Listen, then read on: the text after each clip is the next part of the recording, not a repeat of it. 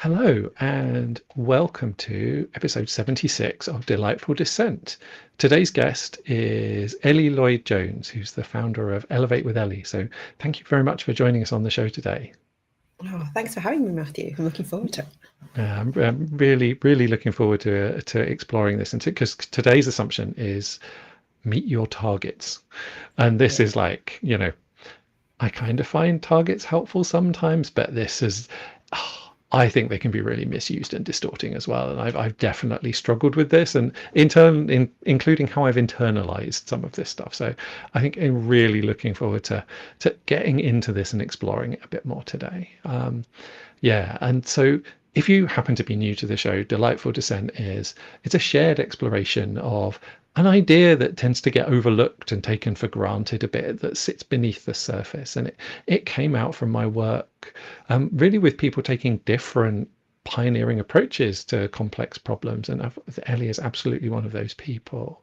And I found that in this work, there are often these kind of hidden implicit barriers, these deeper assumptions. And the show's kind of about looking at those, challenging those and re-examining those. So I hope it gives you some specific ideas that can help you in your professional life or perhaps your personal life. But more importantly, I hope it gives you some ideas about how you can go out there and challenge assumptions yourself, because I think this is something that everyone should be doing and that everyone should feel confident and free to do.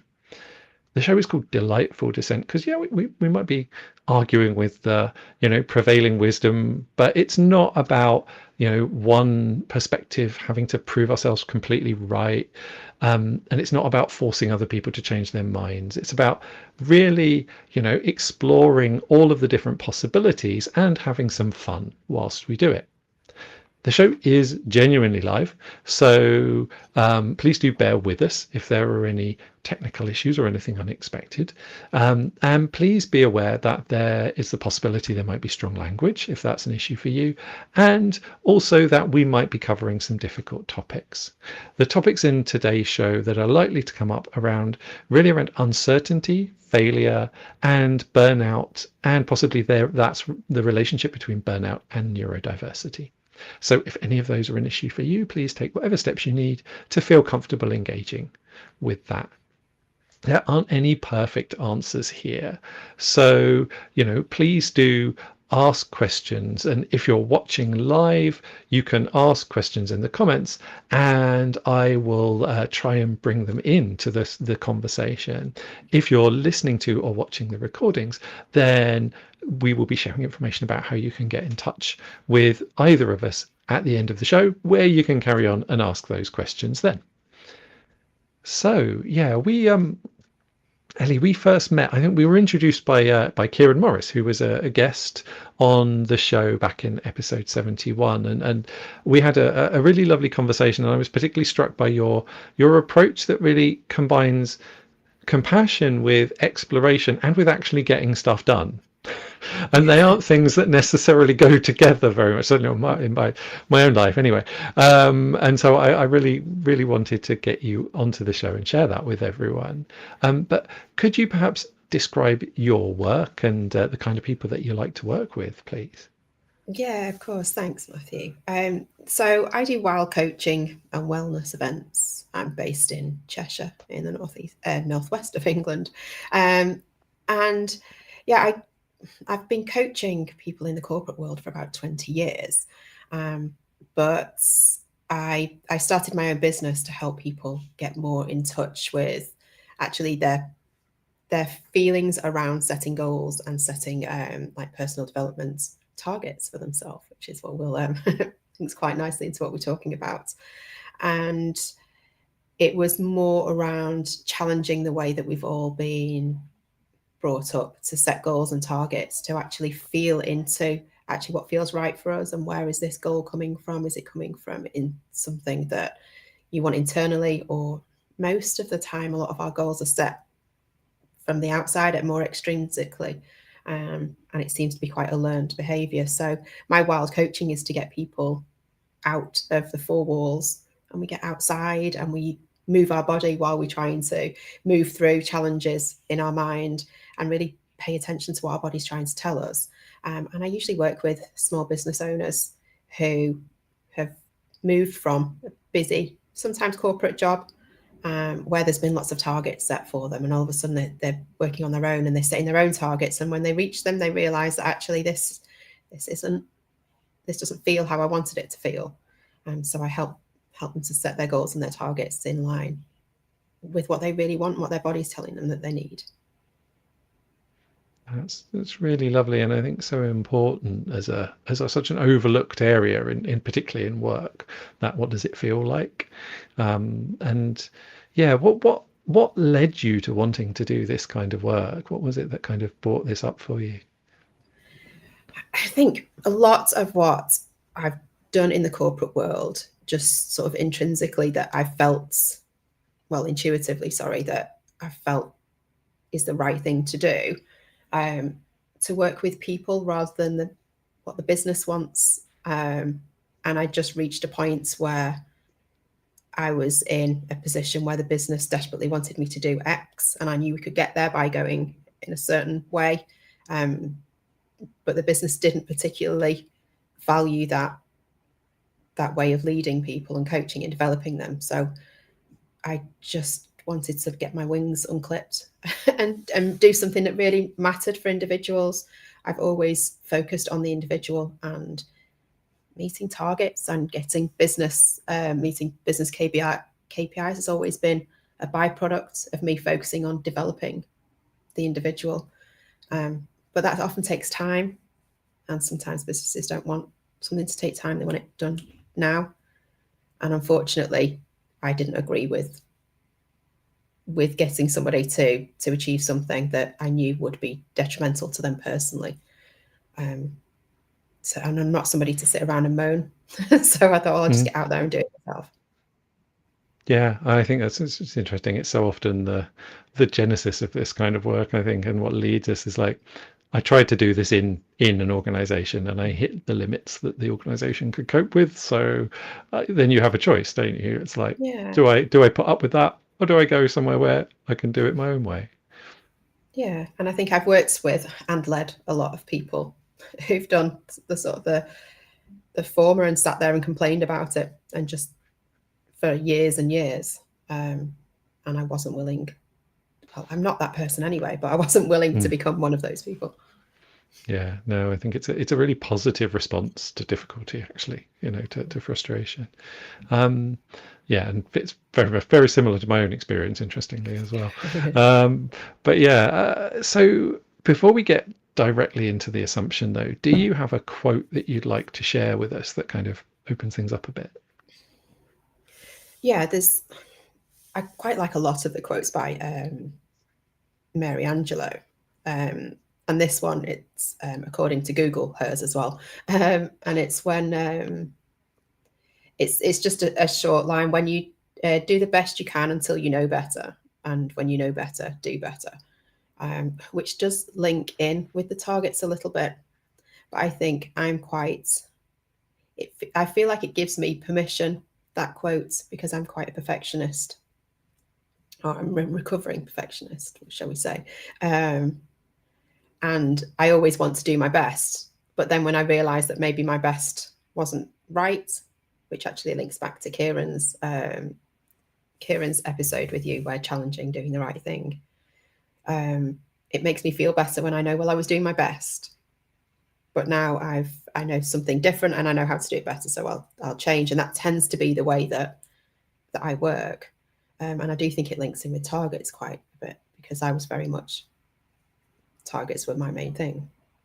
Absolutely. I think in multiple ways. There's, for me, first of all, there's the idea of there are some things we can only figure out by trying.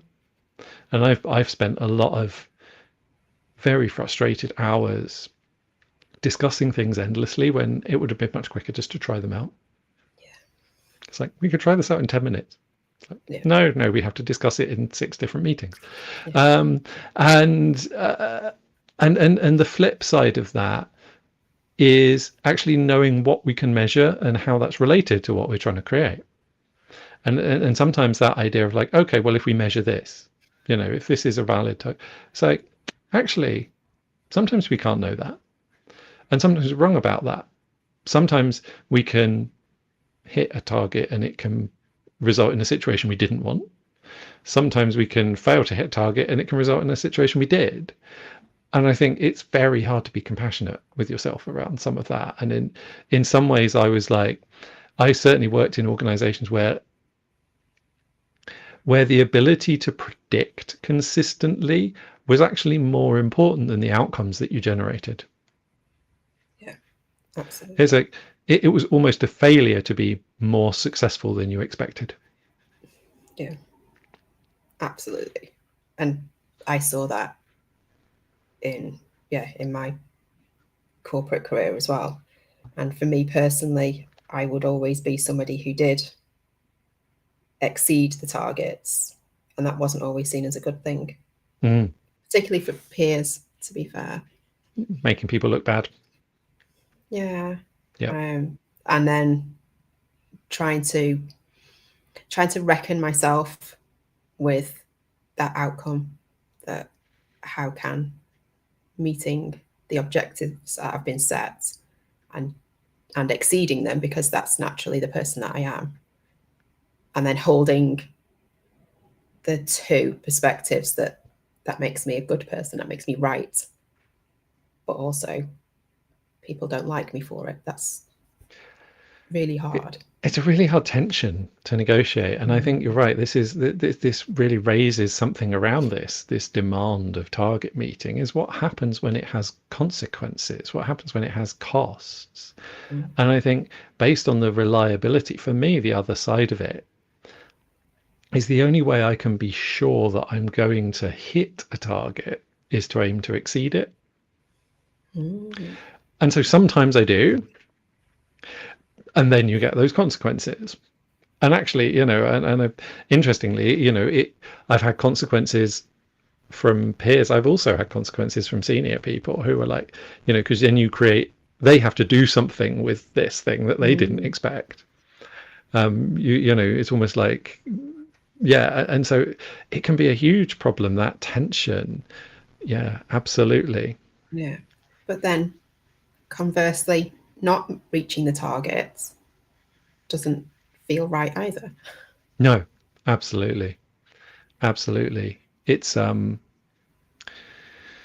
yeah, I think it feels like it's one, you fail in one way, one side, and you fail in a different way, the other side, which is an incredibly stressful position to be in. Yeah. As we're talking about it now, it feels like I fail in my head in one way, and I fail in my heart another way.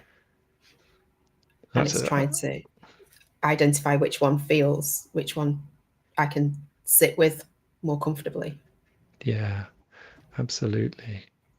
I think it would be really helpful to explore a little bit how we're thinking about targets and what we mean, and how these show up. So yeah, when we're talking about this kind of imperative to meet your targets, how has that shown up for you? Lots of ways. The thing that's ringing at the front of my brain at the minute is the fact that the last company that I worked for 10 years was a financial institution.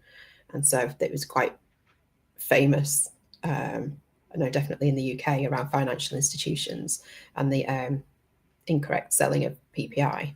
So that was huge, and that had a massive shift in targets in the institution that I worked in, because we weren't allowed to use that word anymore. It wasn't a word that we were allowed to utter at any point, and it wasn't allowed to be written down anywhere. So a target by any other name is still a target, but officially it wasn't. So that was really interesting, to how we could work with that in the last organisation I worked in. I've always been somebody who likes targets, to be honest. Call them goals, targets, intentions, whatever they are. It's something to work towards. I found them quite grounding. But what I've had to adapt to is understanding where that target comes from. An arbitrary target is usually quite dangerous for me. So it has to be something that that I've almost birthed to really understand what is it I'm working towards, why am I working towards it, how am I going to feel when I achieve it, and how do I offset that against the rest of the things that I want to achieve.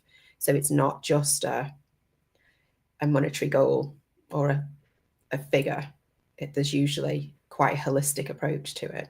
But that's taken me a long time because, as I've mentioned a couple of times, I'm somebody who does the right thing and I like to achieve, and that formed very much who I was as a child and working through the education system to be reliable to meet these targets. Yeah, to be, and we're rewarded for it as kids, aren't we? Get grades and you get like praise and you get, yeah. And particularly I think if it can be, from my own experience is I did pretty well at meeting targets as a way of mitigating the fact that I also got into trouble quite a lot. And it's like, as long as I can keep my grades up, then I won't get into too much trouble. That's smart.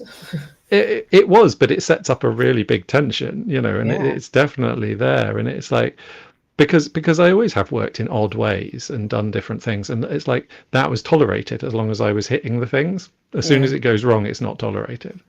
And actually that's followed through into work as well. It's that thing of like, you can get away with doing things in an unconventional way as long as you're successful, but if you're not, it's immediately all your fault. Yeah, and that's tough. That's tough tension to hold, isn't it? It's a lot, and it's a lot of drive. It's unhealthy and unsustainable, but it's a lot of drive, and it can get stuff done. And I think we can learn to rely on it. And I think what I find really interesting is you were talking about arbitrary targets. Now, I only find them dangerous in the sense they don't actually stick for me. It's like I need to link it up, otherwise my brain just ignores it. It completely overlooks it. Yeah. So like arbitrary deadlines, it's like, no, even if I try and I say I'll do this, if I don't have the link, it just won't happen. Yeah. It is. And I think that's where a lot of organizations can struggle to get people on board with targets that are set. But I think in my mind, monetary reward is always associated with targets, or that tends to be the one that most people jump to. And in a large corporate environment, that makes for, or can make for, quite a toxic culture, the monetary reward for meeting targets. And that then starts to open how you achieve those. How do you achieve them? And is it actually better to not achieve them to remain healthy in the process? At what cost do you go to achieve these targets, and is it worth it? And as much as I love a target and a goal and something to work towards, I tend to favour a lot of targets that are unquantifiable as well, which makes it really difficult, really hard. I think that that what can be measured gets managed. Yeah, is a huge thing, and can really pull people away from the qualitative outcomes that they're looking for. It can be really distorting. And I've been in a lot of organizations where the way that targets were arranged set up incentives that on an individual level made sense, but at a collective level actually made the overall system perform a lot worse. So you get like someone, for example, certainly in my background in IT is like, if you set targets around ticket handling and resolution, what happens is people just shift tickets without to higher level analysis unnecessarily, which means more wait time for the end user and higher resource consumption for the organization than sitting with and resolving the thing in the first place. And that, but yet they're meeting their target. We responded to this really quickly and then we reallocate. It's like, it can really distort the overall, like there's a really interesting thing for me around local maxima versus systemic maxima. And like we want to optimize, but targets can very much be a local maxima. even where they're well set, like they're set related to that. And so what happens is you optimize that, and it becomes at the expense of the global, of the wider systemic one, Yeah. which is a real problem in organizations. Yeah, it really is. There's I work in the education sector, along with my coaching business, and it's one of the things that really frustrates me, that a lot of the systems and things are really archaic, but it's an issue of cost to replace them to be much more efficient and do the job just much better. But actually, from a people point of view and resources, I would argue that it costs a lot more money for the resources to manually input all of this data into the system all of the time to collect all of the data that's needed.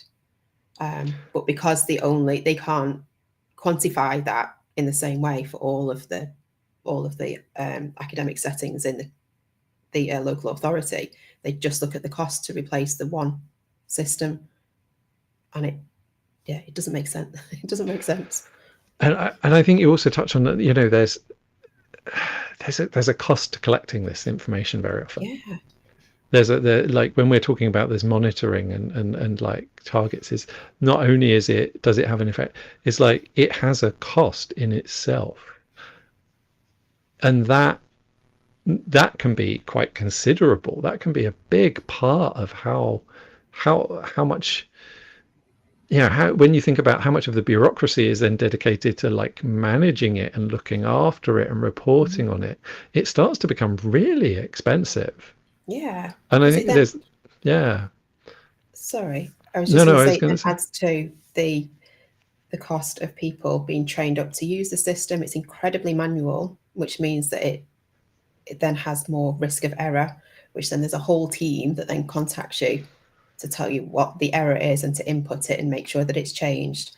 And so all of that, and not to mention the amount of time that it takes somebody to add all of this in, which adds to the workload, which then adds to stresses that then could lead to sickness or staff attrition. All of that is just not taken into account.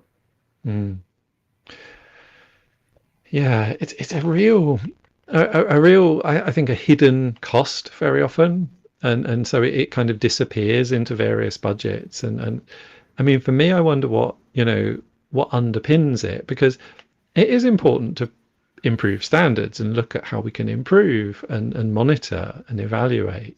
But I feel like there is for me, one of the really big things in this, actually, and with the whole targets thing, and like you said, the feeling, the outcome versus the output, is that very often these methods, they imply a specific approach. They imply a specific methodology. It's like you do this, this, this, this in this order. So however many you do at this end, it's like a throughput thing. It's like thinking about education or whatever it is, knowledge work in any sense, like making widgets. And actually the work isn't like that. It's always in context, and it's always like, and there are multiple ways to meet that. And so if you've got these targets, they force you to follow a specific method, even if that method isn't appropriate. Yeah. Or appropriate for that person as well. Yeah, in that situation necessarily. Yeah. And then obviously, I know you work a lot around neurodiversity, and actually in some organizations, they not only dictate what you need to achieve, but how you need to achieve it. And there's no room for people to bring in their own individuality, that in the better way of saying it doesn't matter how you get there, as long as it's ethical and legal and all of the rest, but giving people the autonomy to approach certain decision making or certain situations in a way that feels right for them. There's usually quite a linear way of approaching it. And I feel like in a lot of organizations it does almost become a lack of trust, and I think, I really see this in how teachers are treated, particularly in the education environment. It's like, it is, yes, you want to support people, yes, you want to give guardrails, and you want to give You know, you want to give people a sense of where we're going collectively, but breaking it down when you've got an expert who's been doing something for a long time and is highly trained, like making it this very repeatable, exactly consistent process actually detracts from the delivery of the thing, both in terms of the cost that we've mentioned and just in terms of appropriateness. You know, and I think that, you know, and perhaps thinking about ourselves on an internal level as well, and where targets are pulling out, where we're being pulled by targets, is, are we doing something in a much harder way than we need to? Are we doing something in an inappropriate way because there's an external reward involved, versus is there an easier, more direct, more effective way that would work for us? And it feels like, you know, for me, this is where this is where it crosses over with the innovation stuff. Because if you're too methodologically like prescriptive, you can't innovate. No. You're never going to find those better methods. You're never going to find that, because you're always going to be doing the same thing every time, in the same way, regardless of the wider situation. Yeah. And it makes me think of two things there. One, that actually when you're bringing children up in that sort of environment where they're not able to tackle things using their own autonomy, then it kind of switches off that part of their brain, so they don't get to use it as much. So then when it comes into they come into the workforce, then they do start to behave more like robots and the same as everybody else, and don't challenge and don't innovate. But then the other side of it was making me think of actually what is underpinning these targets and what's underpinning the lack of trust. And, you know, is it fear? Is that the ultimate reason why? Is it fear? Is it control? What is it that's not allowing people to be really innovative and just take those steps to approach it differently? Yeah. I think there's definitely a lot of, for me, in my work, there is definitely that need to appear to be in control very often in leaders, both internal in their own self-expectations and actually in the incentives their external incentives. You know, you've got to look like you're in control. You can't turn around and say, well, I don't know. What do you think? Or I don't know, let's find out. I learned that multiple times when I was working in larger organizations, that actually it was exactly the right thing to do from a outcomes perspective, but it was not supported by a lot of my peers, to the point at which in one of them they found it so difficult that they actually ended up behaving in really problematic ways towards me on a consistent basis. So just that, the idea of being near it, uncertainty and the not, was so triggering that they then it then became this kind of need to stop it from being like, to distance themselves and the organization from that by pushing me out, essentially, was the attempt. And that's so hard for you, but then also what's happening with the other person as well that makes them behave in that way. And merely looking at targets as a way of rewarding, and it's how much does it give. I know that we've touched on this before. For me, I think a lot of the reason that targets work so much for me, and always have done, is that it gives me self-worth, which is not the right way to be. That's just the way that I've been. And so actually, what does that say about me? What does it say about the targets? What duty of care of the people in the organizations and the leaders got around people that attach so much weight to achieving these targets? So much bigger than just achieving a number and getting a bonus or a pat on the back or whatever reward is associated with it. It's intrinsically in some people. Yeah, I think that intrinsic relationship is an awful lot of this, you know, and the problem is when they're misused, they break that intrinsic relationship. And I certainly, one of the very common experiences around neurodiversity is that your intrinsic, what you find intrinsically rewarding and what's externally rewarded gets separated. Mm. And so you end up distrusting all of the intrinsic rewards, yet they're a really important guide. And it's just as a kind of living, feeling being, it's a miserable way to live, to experience no intrinsic reward, or always experience a tension between the two. So whenever you're doing one, the other one's dropping, which is just exhausting. So I think, yeah, that absolutely, I think that connection with what actually matters to us on a qualitative level, on a felt level, how does it feel, both in terms of outcome, but how does it feel when we do it?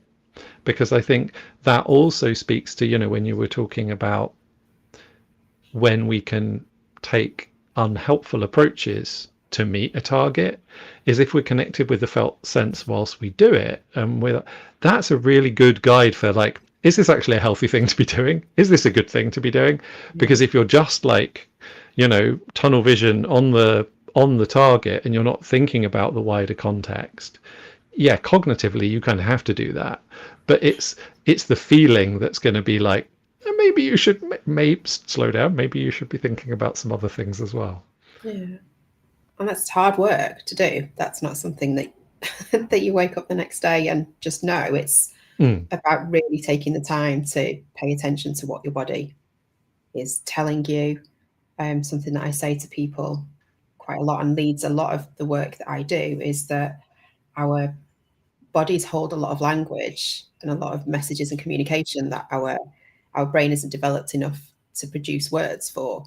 And so this happened to me when I burnt out working in a large organization, and I was poorly for about 5 months. My body had been telling me for the best part of 2 years that something wasn't right. And societally, I'm accustomed to having a headache or a migraine, and I take painkillers. And so all of these messages that my body was telling me and I was feeling were getting in the way of me achieving what I needed to achieve and achieving my targets, I was medicating to slow them down and to quieten them. But actually, it was a really important signal that my body was trying to tell me that I was struggling. And it wasn't until none of the medication was working and I couldn't get out of bed because physically I was in too much pain that I stopped and realized what I was doing. But that took me a very long time. And it took me 2 years to get to that point for my body to say, you're not listening, so I'm going to do something about it. And I'm incredibly grateful for that, because without it, you don't know what would happen, do you? But it takes, unfortunately, a lot of us have to learn the lesson the hard way. Yeah, wait till for me, it's a question of, like, how early can you attend to the warning? Yeah. And my own journey is really similar in terms of that. A few years ago now, I just, in fact, I only noticed when I had a break. I had the first break I'd had for, like, years and years, of more than a day or two, and everything just kind of fell to pieces. And it was like, I had a very, very clear knowing that my body told me, if you carry on this way, it's not going to carry on working. This body will not cannot support this. Yeah.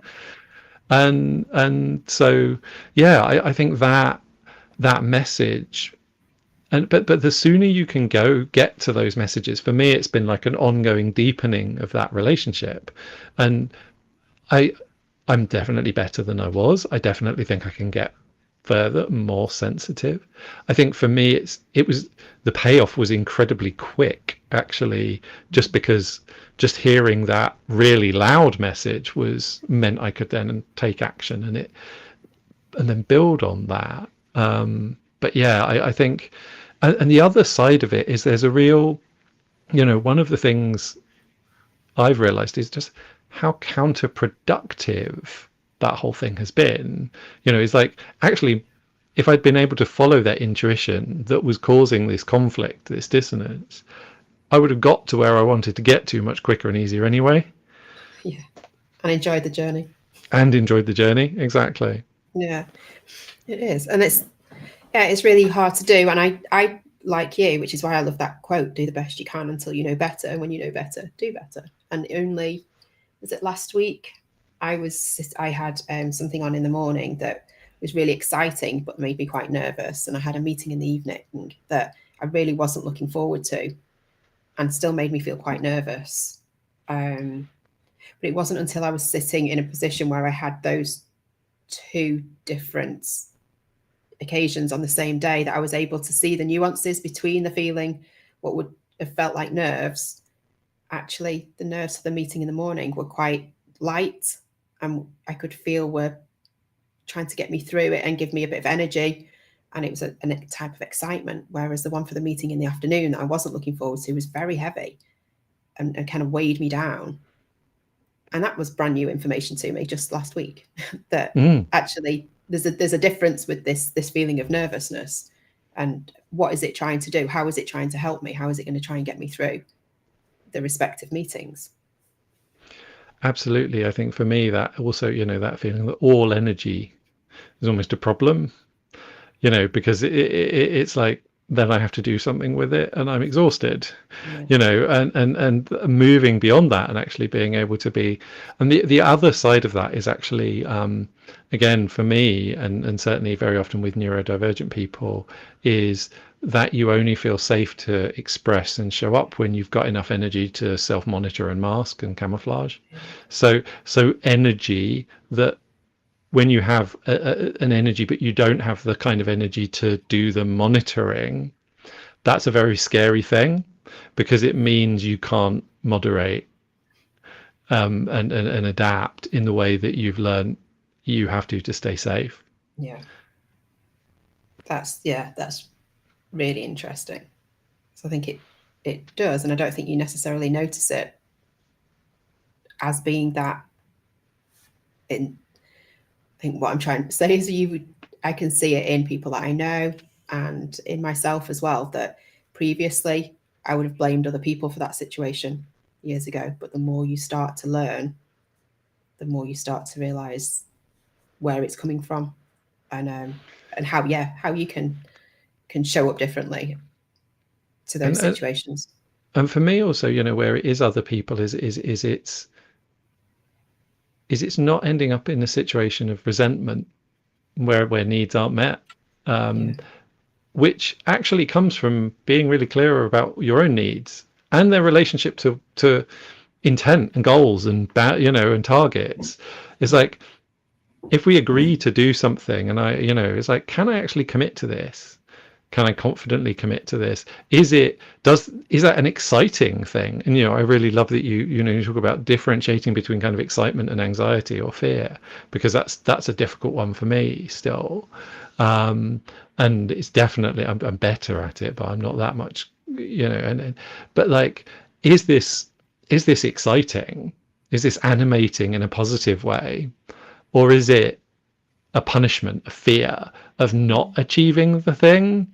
And there's some really interesting research actually relating to ADHD, that a lot of people with ADHD emotionally motivate themselves with the avoidance of negative things rather than the seeking of positive things.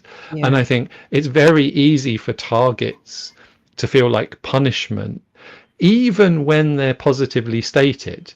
I think this is one of the interesting things about, with financial targets and in a lot of organizations, is like, you kind of, it's almost like having money taken away if you don't achieve them. So it feels very much like punishment, even if it's kind of stated as a positive bonus if you achieve something.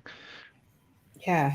And you see that a lot in large organizations, and then it starts to create this culture that can be really toxic, and especially when there's only a certain amount of money for the really top performers, that then means that it creates another thing about how people are achieving targets and what's motivating them to do it, and is it the right thing, and how are people approaching them, how are they feeling, how is it impacting other people? It becomes really, really toxic. Yeah, it's one of the quickest ways to destroy a company is implement stack ranking. Yeah. This evaluation where the bottom 5% get fired Yeah. and the top 5% get a big bonus. It is one of Yeah. the quickest ways. Like it has nearly destroyed very large companies, and it has destroyed some very large companies that up until that point were doing really well. It's an incredibly toxic set of both that combination, I think, of punishment and reward is even worse. Yeah. So yeah. But again, I see it. I've got a child, well, two of my children. One's just done year 6 SATs and the other one's just done year 2 SATs. And he's still getting ranked really in their mind. My middle child was really, really nervous about doing his SATs, and I put zero pressure on him, and the teacher and the school put zero pressure on him. But then it comes back to that's the pressure that he put on himself of what he wanted to achieve. And it makes me really sad that at 11, all he wanted to know was what his results were and what his scores were. And I think his wording was when I read the results out to him, he said, "Does that mean I'm good?" And that's at 11. And that's what he's associating these external marks on his own self-esteem and whether that makes him good or not. And unfortunately, we put societally a huge amount of value on some of these things, in terms of marks, in terms of salary, in terms of and then not only are they the target itself, but it's all of this other stuff. It's like, okay, if you hit this level, then you can have this other thing. You get access to the next level instead of, and again, that really relates to that there being this progression thing. And it's one of the things that I've personally in my life I found really, really difficult with academic study is I learn things in the wrong order. Okay. I don't learn things in the same order that most other people do. And so if I want to study something, like a lot of my experience entirely of school was either being kind of overwhelmed because it was at too high a level, or bored and disengaged. And also that because of this thing around overdoing targets, I was never allowed to get too far ahead, which would make up for the bits where I was slow. Yeah. So it was incredibly frustrating to be like constantly trying to stay in this little window of acceptability. Yeah. And I feel like the targets, that window of acceptability when we become adults is often constructed by multiple targets each side. So it's like, okay, I can meet this if I do that, and this is kind of in tension with that. So I've got this one little narrow window of, okay, everything's working. And if I go too far one side or too far the other, it all falls to pieces. Yeah. And you only find that out by trial and error, don't you? Yeah. I mean, I think you kind of do, but I also think a lot of organizations actually, without consciously being aware of it, use it in that way. There are these like very fine, narrow margins where we have very little room for maneuver. It's a way of controlling outcomes. Yeah, it is. And then I think when people go and set up their own business and they're running a business on their own, they suddenly don't have any targets and they don't have any they don't know what they're working towards. And so this is the other side of it where targets can be really helpful to kind of help you. I call it touching the sides. I need to know where the sides are. I need to know what am I working towards, because otherwise it's just too arbitrary and it feels like a free fall. So I need some anchor. Well, it's like we can be more playful when we've got boundaries. Yeah. Because the stakes aren't infinite. Yeah. Otherwise they are. The ideas, the possibilities are too much. It's overwhelming. However much you like possibilities and playing with possibilities, and I like it a lot. Yeah. Not having any boundaries becomes overwhelming. Yeah, it is, because there's just too much then, isn't there? I think So, go on.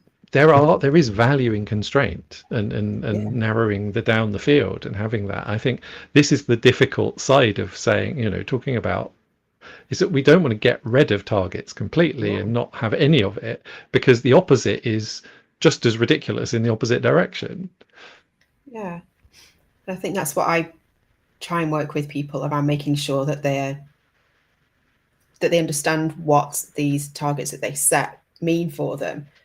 Because what you also get, which I've been very guilty of, and I'm working really hard not to, and you've mentioned before about striving past the target, and I would set a target and then I'd meet it, and then I'd just move the goalposts and then keep going. And there was, even though there were targets there, they were never fully set. So it would just keep going and going until, yeah, I just couldn't go anymore. I would get up and I'd go for a run, and I'd only do maybe 1 kilometre. And I'd go, you know what? I love that.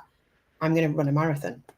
And it would have to be my husband who'd say, why don't you just try and do 5K first? And I go, no, I'm going to do a marathon.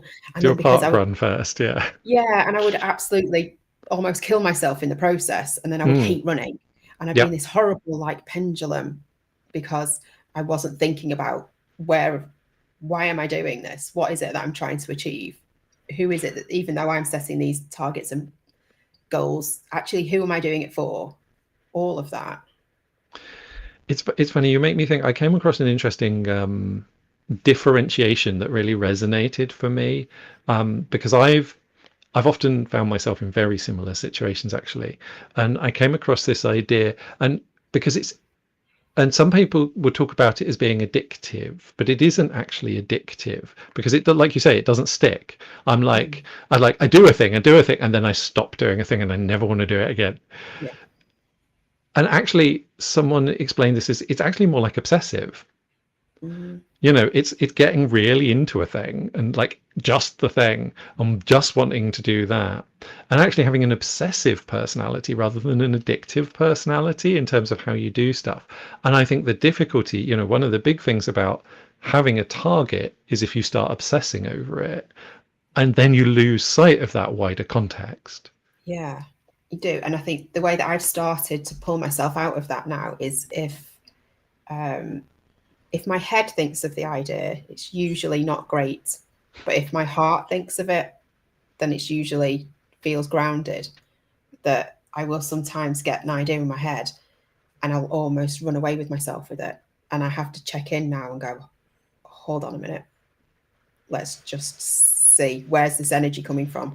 Because if it's not feeling grounded here, it's usually me obsessing over something. Yeah, and for me, it's often, I often find it has like a different route. It's like I think it's this, and actually it's something kind of over there somewhere. And if I can sit with it and connect with it, then I can work with it more fully. And I actually think, you know, it's interesting. One of the things for me around setting up my own business, and actually again working with a lot of other people who do similar, is really connecting with what do I want. Is I hadn't really been asked that question in a school context or in a work context. When I had been asked it in a work context, but that wasn't the game. That wasn't actually the question. And I'm kind of aware enough of those kind of games to know that there was that actually saying what I wanted was the wrong answer. But that alienation from what do I want? It can become a very hard thing to connect with, our actual desire, our innate kind of energy around what we're, particularly in this work context. And I think sometimes for me the obsessiveness is just that coming out somehow. It's like I needed to get that, so it's like, okay, it's going to go over here because it seems like it can, rather than being able to connect with it in the moment and let it move things. Yeah. And differentiating between what you want and what you need as well. There's plenty of things that I want, but once I start connecting with my body, go, actually, that's not what I need though. Yeah, I always think, for me, I think of, you know, wants as desires. Those are always the things in the body. It's like, I want to, they're always qualitative. They're always like improvement. They're like, I would like to feel this way. I would like this. I would like this to happen. Whereas the needs, they're always contextual. They're always bounded. They're always about the specific method.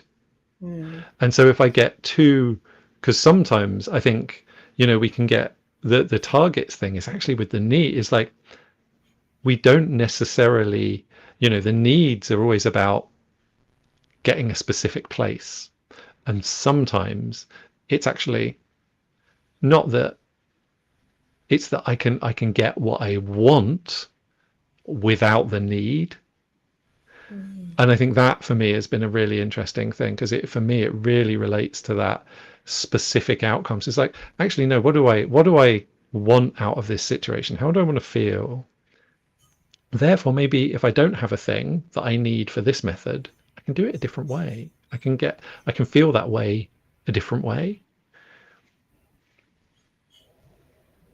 Yeah. And yeah, I think it's just thinking about that need as well in the context. Actually, what do I need right now as Mm, well? Is the context around now what I yeah. need, or is it something that I can do? Because I think about that from a hormonal point of view, being female, living in a male world predominantly. And Mm, actually, what I need right now, what my energy is that I need rest. And I know that I can do that thing that you need next week because I know that my energy will be better for that.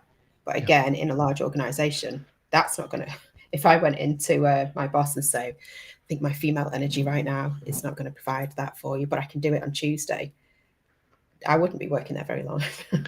And it's, and it's also a problem for neurodivergent people, particularly with ADHD and hyperfocus.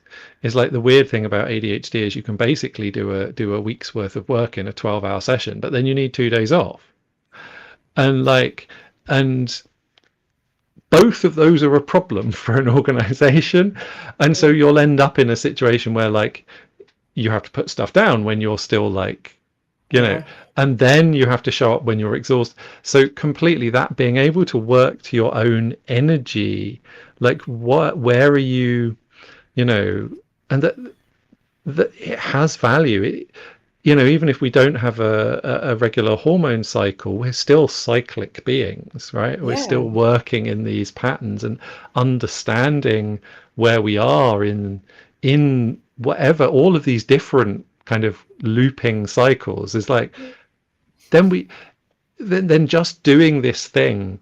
And often, very very often for me, making linear progress towards a target is the other side of this, because I work in really non-linear ways. I like, I kind of do a load of fiddling about, and then I write a lot at the end. If I try and force myself to write X number of words a day, I don't get anything done. Yeah. Whereas actually for me, they're like, yeah, I might write a little bit, then I might read something, I might watch something, I might go for a walk, I might, like, I might have a conversation with someone, and that then generates being able to write really easily. Yeah. So I think that, the other side of listening to that is sometimes the not doing enables the doing. Yeah. 100%. Yeah. Yeah. And I think that that's where this the system that we work in, again, from education, just in like a work context as well, is just so archaic and not in line with actually getting the best out of people. And yeah, it'd Mm, be incredibly difficult to run a company where everybody just worked when they were in the zone. Um, but actually, if you put in that as an ideal, imagine the quality of work that you would get at the end of it, and how you would have a culture of people who were able to work within their own natural energy systems, producing amazing work, doing it in their own way, and being happy and fulfilled. That just, yeah, it just seems like, why is that not something that happens, or not yeah. in anywhere that I've worked or seen? And I feel like it wouldn't necessarily, I think getting all the way there would be incredibly difficult. Yeah, Partly because just the systems around that workplace would struggle with that as well. But moving an organization to some degree in that direction would yield huge benefits, and would be relatively easy too. And I feel like, particularly if we're working for ourselves, I feel like we actually have perhaps more latitude to do that, or we're in a leadership position in an organization. We can move that scope for ourselves as well. And actually, in doing it for ourselves, we open up the scope for others who are working with us to do yeah, it too. So I think there's definitely that, really, really helpful way of engaging with this stuff. So if someone is, I think just to kind of wrap it, like start to bring it to a kind of vaguely an end, though as with this show it usually is more questions than answers, but then Yes. people who've watched this show before will know that's kind of that's what happens. The really, like, there's I think what would be interesting for me is, like, with targets, what maybe don't people have to worry about as much anymore? What could we let go of in this space a little bit, or loosen the grip of? I would say it's usually targets that you're setting that you think other people, like other people's expectations that you kind of put on yourself. So it's just something like somebody's coming round, so my house needs to look perfect. That's not that's not an expectation that people who come to my house have. That's not my expectation, but there's something in my head that's telling me that. So those kind of targets, those kind of expectations that we set upon ourselves. So ones that have come your own internal narrative, but it's not really you. I don't know if that's Yeah, I jumbled. think that's really helpful. It feels like those ones, you've talked a lot about heart and head, and I think that's a really good, it's the ones that are just in the head. Yeah. Is if it doesn't have that link, then maybe see what happens if you don't meet it a bit. Yeah. Just stretch it Try, slightly. Yeah. yeah, yeah. And I think searching for that link is the other side of this. It's like when we do, if we do find targets useful, and we do find structure useful, can we find ones that are linked up like that? Yeah. Just get curious. Absolutely, absolutely. So yeah, no, if people want to find out more about you, and kind of get in touch with you and maybe explore this with you, actually, I think how can they go about it? Because we've got links to your website, to your LinkedIn in the show notes, and we've also got links to your networking events, which I really love, and I think is a good example of the other side of targets is they can get us really obsessed on just busyness, Yeah. and taking time to go and walk and meet people and do stuff. It's actually a surprisingly hard thing, particularly if you're self-employed, to do. Um, so yeah, so I think it's a really lovely thing you're offering. I just kind of wish I wasn't quite so far away because I'd come and join you. But yeah, so do you want to speak a little bit about the website and maybe those events at all, and how you'd like people to get in touch with you if they'd like to?